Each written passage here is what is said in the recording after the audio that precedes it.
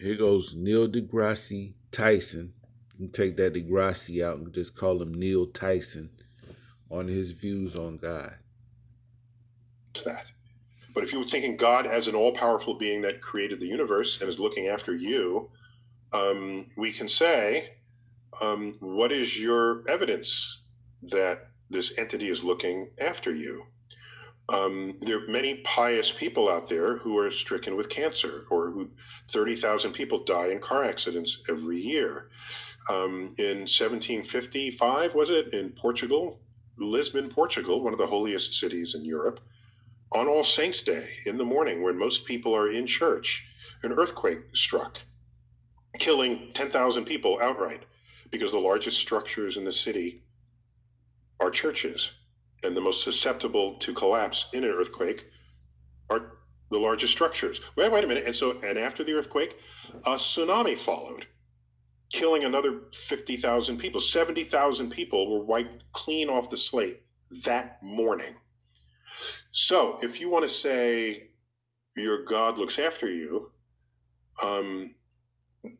there's strong evidence against that, if looking after you means that God is interested in your health or your longevity.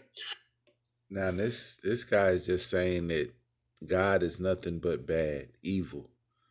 Because he just explained some crazy shit right there.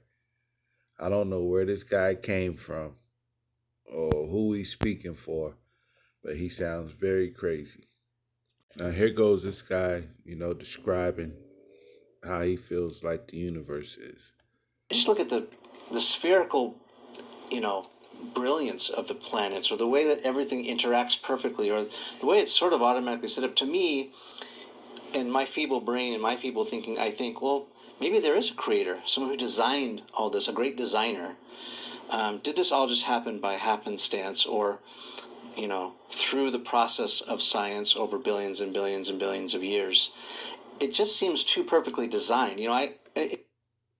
Now watch Neil Tyson take out Degrassi. Watch how he explains it.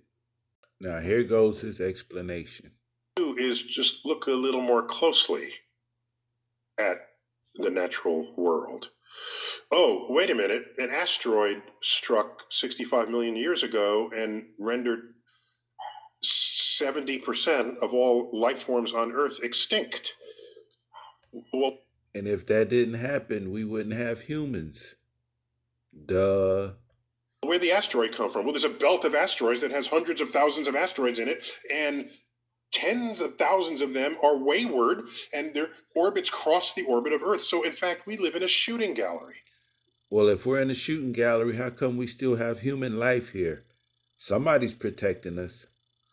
Oh, is that the perfect design you're talking about? Or maybe not. I don't know. Oh, Earth is still cooling from the heat. By the way, okay, if you're religious, you don't say Earth formed in this way, but I'm telling you, objectively true, that Earth still has heat left over from its formation and being generated by radioactive decay of, among other things, aluminum in our crust. But that has rendered the layer below Earth's crust liquid. And Earth's crust is moving on this liquid. How do you think we got a magnetosphere that keeps the solar flares from killing us? So we need the Earth to be moving. If it wasn't, it would be like Mars. It would be a dead planet, you dummy. Creating earthquakes and tsunamis that follow them and volcanoes wreaking havoc on Earth's. But this is a perfect. This guy is crazy. I mean, it would be a dead planet if it didn't move. You're a scientist. You see what's going on in the universe. It's chaos out here, but our little small lives are still on this planet. Thank you, God.